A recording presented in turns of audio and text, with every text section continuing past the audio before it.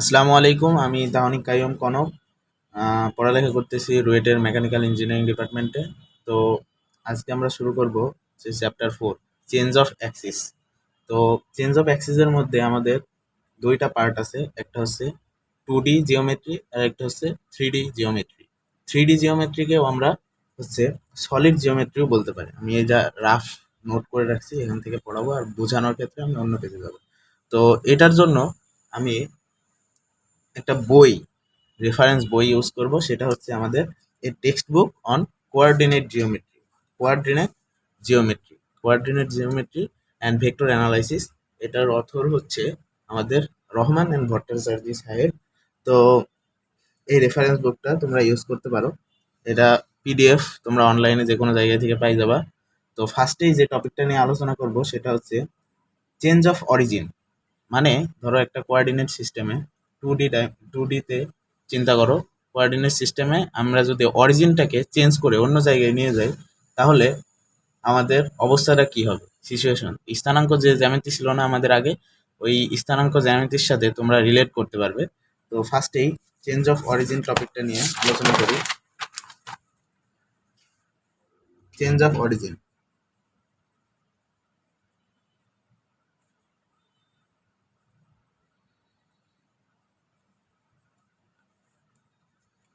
তো change of অরিজিনের ক্ষেত্রে দেখো যে একটা এক্স ওয়াই দুইটা অক্ষ কল্পনা করো, ঠিক আছে? তো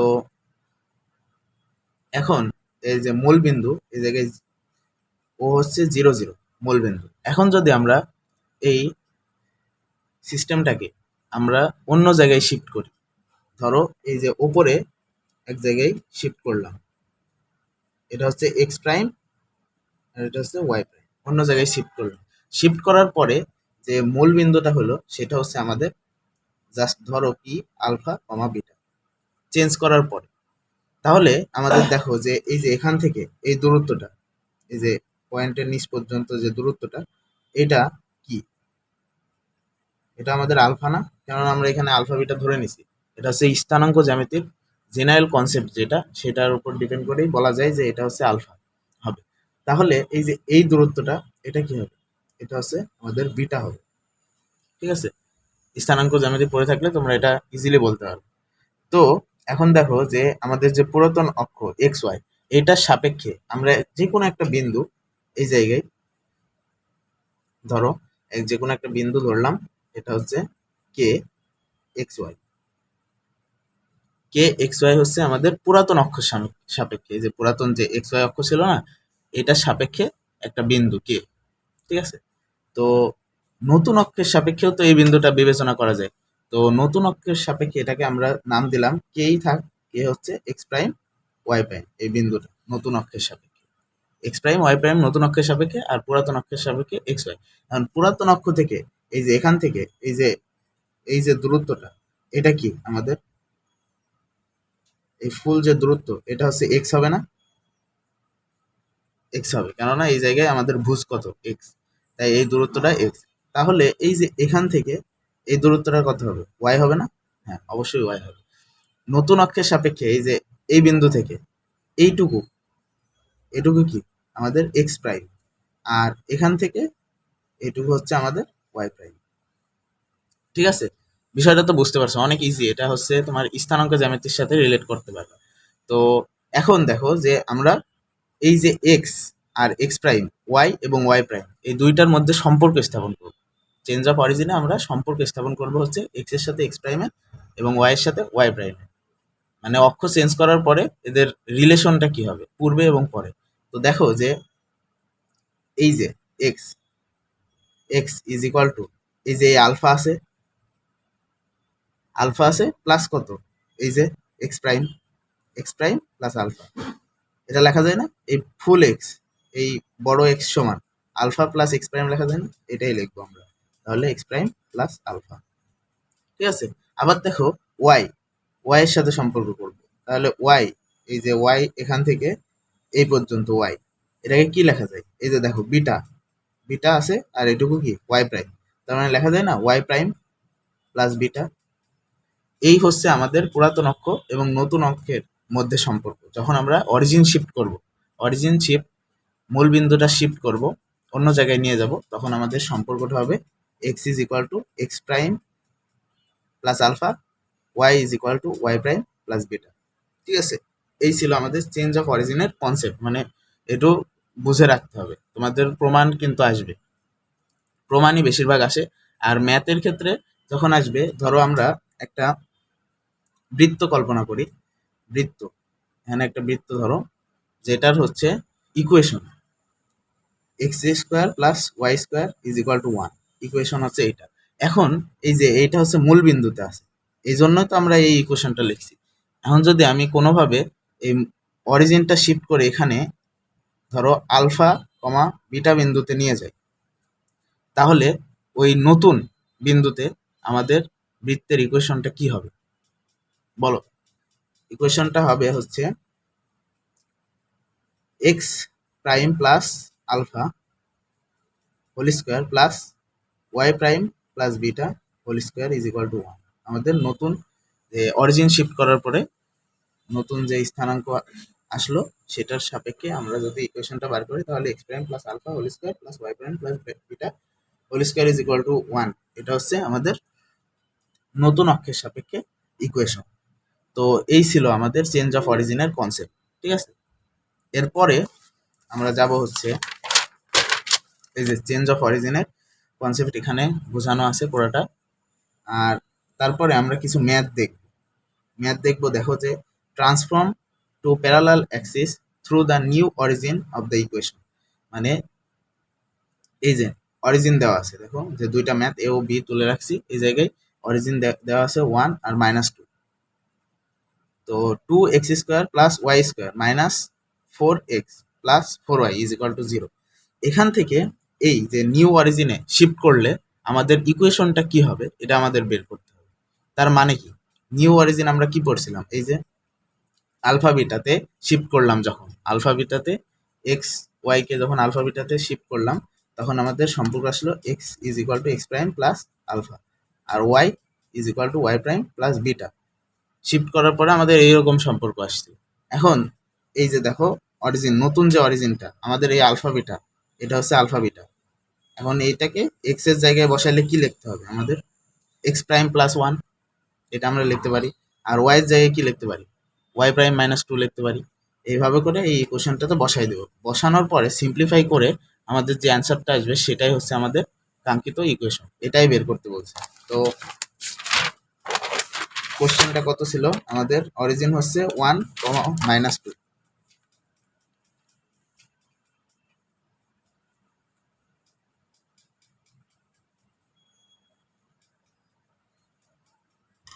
আর ইকুয়েশনটা 2x square plus y square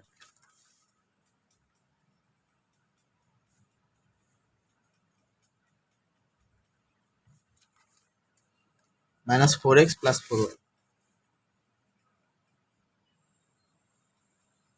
is equal to 0। তো আমরা এখন যে অরিজিন শিফট করলাম, অরিজিন শিফট করার পরে এই ইকুয়েশনটাকে আমরা কি লিখতে পারি, 2 into x plus 1 whole square, x prime plus 1। ঠিক আছে, তারপরে প্লাস ওয়াই স্কোয়ার আছে, তার মানে কি y prime -1 whole square -4 into x prime plus 1 plus 4 into y prime minus, এই যে এখানে -2 হবে, কেননা এই যে দেখো এই জায়গায় -2 আছে, y prime -2 is equal to 0। এখন আমরা এটাকে জাস্ট বর্গ করব, তারপরে সিম্পলিফাই করে লাস্টলি যেটা আসবে সেটাই হচ্ছে আমাদের অ্যান্সার। তো এটাকে দেখো যে বর্গ এ প্লাস বি হোল স্কোয়ারের সূত্র করলে x prime square plus 2x prime plus 1 এটা থাকলো। তারপরে এটাকে যদি বর্গে ফেলো, তার মানে y prime square minus 2 into y prime into 2 plus 4 লেখা যায়। তারপরে এটাকে কি লেখা যায়, -4x prime -4 plus 4y prime -8 is equal to 0। এখন এটাকে সিম্পলিফাই করলে আমাদের যেটা অ্যান্সার আসবে সেটা হচ্ছে, এখানে যদি 2x প্রাইম স্কোয়ার লিখতে পারো, এরপরে 4x প্রাইম প্লাস 2, আর এই জায়গায় plus y prime square minus 4y prime plus 4 minus 4x prime minus 4 plus 4y prime minus 8 is equal to 0। এখন দেখো যে এখানে কি কি কাটাকাটি যায়। দেখো যে 4y প্রাইম আছে, এখানে 4y প্রাইম আছে, তারপরে এখানে দেখো 4x প্রাইম কাটা, তারপরে কি আছে এই জায়গায় আমাদের লাস্টলি কি পড়ে থাকলো 2x প্রাইম স্কোয়ার, আর এই জায়গায় প্লাস y প্রাইম স্কোয়ার, আর এই জায়গায় দেখো যে 4 আছে, প্লাস 4 মাইনাস 4, এটা কাটা দেওয়া যায়, আর প্লাস 2 মাইনাস 8, তার মানে মাইনাস 6 ইজ ইকুয়াল টু 0। এটাকে এভাবেও রাখতে পারো, অথবা তোমরা লিখতে পারো 2x prime square plus y prime square is equal two 6, এভাবে লিখতে পারো। ঠিক আছে, এখন দেখো যে এই যে প্রাইমগুলো আছে, এই প্রাইমগুলোকে তোমরা রিমুভ করে লিখবে। তো এখন দেখো যে এই জায়গায় x প্রাইম আছে, y প্রাইম আছে, কিন্তু যখন আমরা লাস্টলি এই ইকুয়েশনটাকে লিখবো তখন x প্রাইম আর y প্রাইম রাখা যাবে না। তো কি করবা, তখন এখানে লিখে দেবা removing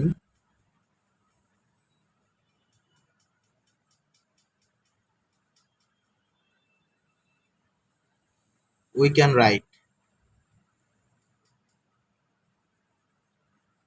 2x square plus y square is equal two 6। এটাই হচ্ছে আমাদের ফাইনাল ইকুয়েশন, এটাই হচ্ছে অ্যান্সার।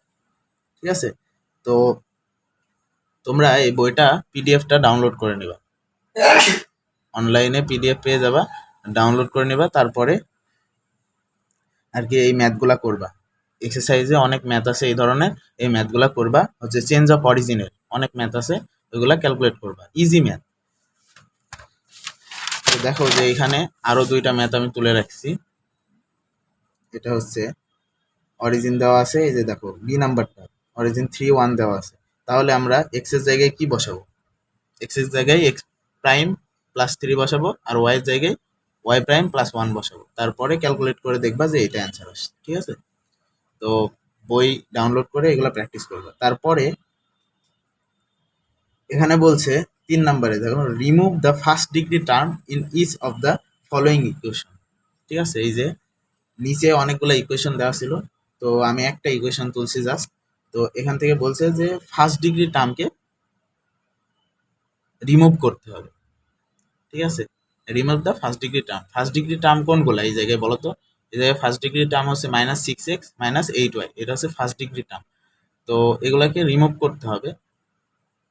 তারপরে আমাদের এই যে ইকুয়েশন যেটা আসবে অ্যান্সার হচ্ছে আমাদের এরকম। তো এটাকে রিমুভ করার জন্য আমরা কিভাবে এটাকে সলিউশন করতে পারি, তো কোশ্চেনটা মনে রাখবা 3x² - 4y²। আমি অন্য পেজে তুলে নিই কোশ্চেনটা। তো দেখো কোশ্চেনটা হচ্ছে 3x² - 4y² -6x - 8y -10 is equal to 0। এখন এখান থেকে আমাদের ফার্স্ট ডিগ্রি টার্ম রিমুভ করে যে ফাইনাল ইকুয়েশনটা আসবে ওইটা আমাদের বের করতে হবে। তো এটা করার জন্য আমরা কি করতে পারি দেখো তো, যে 3x এর টার্মগুলোকে আমরা আলাদা করব, 3x² - 6x, তারপরে -4y² - 8y -10 is equal to 0। তো এখানে দেখো যে 3 যদি কমন নিই তাহলে লেখা যায় না x² - 2x। ঠিক আছে, এখন -2x প্লাস 1 দিলাম, তাহলে আমাদের দেখো a² - 2ab + b² এর একটা সূত্র পড়ছে। তারপরে এখানে -1 দিয়ে আমরা কি করলাম, সমতা করে নিলাম। ঠিক আছে, তারপরে আবার ধরো এই জায়গায় -4 কমন নিলে কি লেখা যায়, y² প্লাস 2y প্লাস 1 দিলাম, -1 দিলাম, এতে সমতা হয়ে গেল। ঠিক আছে, তারপরে -10 ইজ ইকুয়াল টু 0। এখন দেখো যে এই জায়গায় কি লেখা যায়, 3 ইন্টু দিয়ে লেখা যায় না যে a-1 হোল স্কোয়ার -1, এটুকু তো লেখা যায়, লিখতে পারি আমরা। তারপরে -4 দেওয়ার পরে এই জায়গায় দেখো a² + 2ab + b², তার মানে y + 1 হোল স্কোয়ার -1, এটা লেখা যায়। লেখার পরে দেখো যে এবার আমরা গুণ করে দেব, তাহলে এখানে লেখা যায় না 3 × x - 1 হোল স্কোয়ার -3, তারপরে 4 into y plus 1 whole square plus 4 লেখা যায় মাইনাস 10 ইজ ইকুয়াল টু 0। ঠিক আছে, এটা সিম্পলি খালি ক্যালকুলেশন করলাম, এটা তোমরা ইজিলি করতে পারবে। তারপরে আমরা কি করব, যে দেখো যে এই কনস্ট্যান্টগুলা যোগ বিয়োগ করে আলাদা করে নেব। তার মানে কি লেখা যায় আমাদের এই জায়গায় 3 into x minus 1 whole square minus 4 into y plus 1 whole square, তারপরে মাইনাস 3 আছে 13, মাইনাস 10 আর মাইনাস 3, তার মানে কত -13 আর প্লাস 4 কত লেখা যায় আমাদের -9 আসছে। -9কে এই পাশে লিখলে আমরা +9 লিখতে পারি। তো আমাদের ইকুয়েশনটা আসলো এইটা। তো এটাকে আমরা এইভাবে লিখতে পারি না, 3x prime square minus 4y prime square is equal two 9। এইভাবে লিখলে এক্স প্রাইমের যে মান সেটা করার জন্য আমাদের কি করতে হবে, এক্স এর মান কত বসাইলে এক্স প্রাইম স্কোয়ার লিখতে পারবো। এক্স এর মান যদি আমরা 1 বসাই তাহলেই তো এক্স প্রাইম লিখতে পারবো। তারপরে ওয়াই এর মান -1। তার মানে আমরা যদি অরিজিনটাকে, ঠিক আছে, অরিজিন ওই যে আলফা বিটা যেটা বলে, আলফা বিটাকে যদি আমরা 1 আর -1 বিন্দুতে শিফট করি তাহলে আমাদের ফার্স্ট ডিগ্রি যত টার্ম আছে সবগুলা রিমুভ হয়ে যাবে। ফার্স্ট ডিগ্রি টার্ম কোনগুলা ছিল, এই যে এই ইকুয়েশনের ফার্স্ট ডিগ্রি টার্ম ছিল -6x -8y। এই ফার্স্ট ডিগ্রির দুইটা টার্ম আমরা রিমুভ করে ফেলবো কখন, যখন আমরা এই যে 1 আর -1 বিন্দুতে অরিজিনটাকে শিফট করবো। অরিজিন মানে কি, মূল বিন্দুকে যখন আমরা 1 -1-এ শিফট করব তখন আমাদের এই যে ফার্স্ট ডিগ্রি টার্মগুলো রিমুভ হয়ে যাবে। এই জন্য লাস্টে আমরা এক লাইন লিখতে হবে, if we remove the origin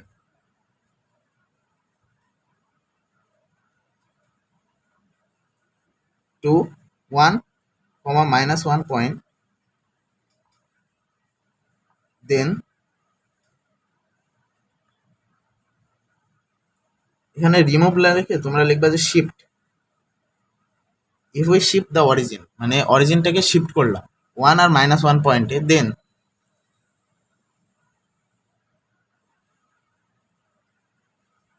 first degree terms will be removed.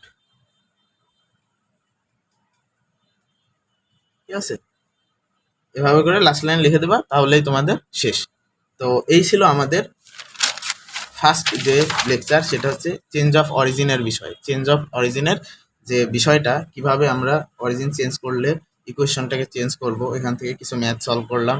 দেখবা যে বইয়ের এক্সারসাইজে আরও অনেক ম্যাথ আছে, সেগুলো তোমরা একে প্র্যাকটিস করে নেবা। পিডিএফটা ডাউনলোড করে নেবা। বইয়ের নাম হচ্ছে text book on coordinate geometry and vector analysis, Rahman and Bhattacharya, বাংলাদেশের রাইটারের এই একটা বই। তো ওখানে এক্সারসাইজে অনেক ম্যাথ আছে এই বিষয়ে, ওইগুলো সলভ করবা। আমরা নেক্সট লেকচারে আমরা আর একটা টপিক আলোচনা করব, সেটা হচ্ছে এই যে rotation of Axis. Rotation of Axis, origin fixed, মানে অরিজিন ফিক্সড রেখে অ্যাক্সিসটাকে রোটেট করার পরে আমাদের কি অবস্থা সৃষ্টি হবে সেটা নিয়ে আমরা নেক্সট লেকচারে আলোচনা করবো ইনশাআল্লাহ।